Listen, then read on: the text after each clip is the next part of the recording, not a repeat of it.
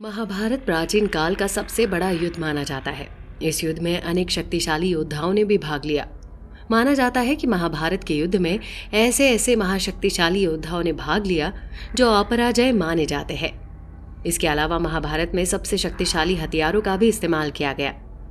लेकिन क्या आप जानते हैं कि इतने महान योद्धाओं में से सबसे शक्तिशाली योद्धा कौन थे? आगे जानते हैं कि महाभारत के युद्ध में 5 सबसे शक्तिशाली योद्धा कौन थे। अर्जुन। महाभारत के युद्ध में शक्तिशाली योद्धा के रूप में अर्जुन को भी जाना जाता है। माना जाता है कि अर्जुन के पास कई अस्त्रों का ज्ञान था। कहते कि जब अर्जुन को चुनाव का मौका दिया गया तो वो कृष्ण की नारायणी सेना को चुने या स्वयं निशस्त्र कृष्ण को, तो उन्होंने कृष्ण का चुनाव किया। ये महाभारत का सबसे बड़ा निर्णय था। अर्जुन ने ही कौरवों की आधी से अधिक सेना को मारा, जिनमें भीष्म और कर्ण भी शामिल थे। द्रोणाचार्य ने ही दोनों तरफ से सेनाओं को ज्ञान दिया था। इनके पास हर अस्त्र को चलाने का ज्ञान था।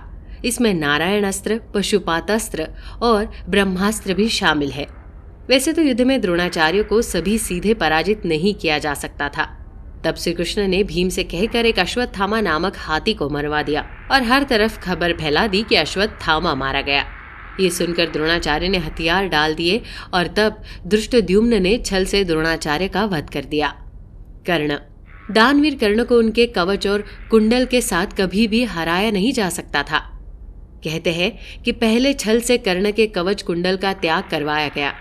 उसके बाद भी युद्ध में कर्ण से जीतना असंभव था। कहते हैं जब कर्ण का रथ एक गड्ढे में फंसा तब छल से अर्जुन ने कर्ण का वध किया। कर्ण को वरदान मिला था कि उसके कवच और कुंडल को दुनिया का कोई भी अस्त्र शस्त्र नहीं भेद सकता था।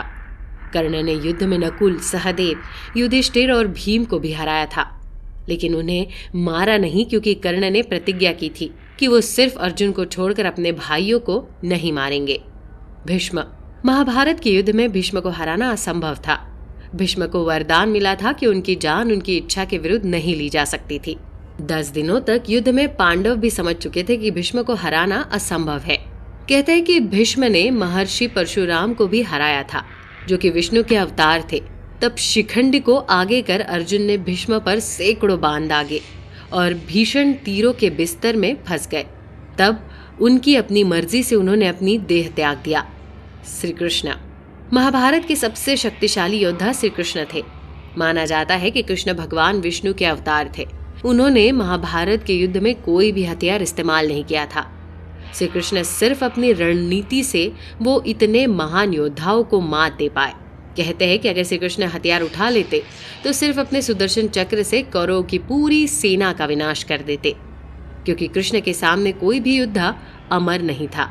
महाभारत में श्री कृष्ण ने अर्जुन को अपना विराट रूप भी दिखाया था। तो दर्शकों, कैसी लगी आपको ये जानकारी? हमें कमेंट कर जरूर बताएं।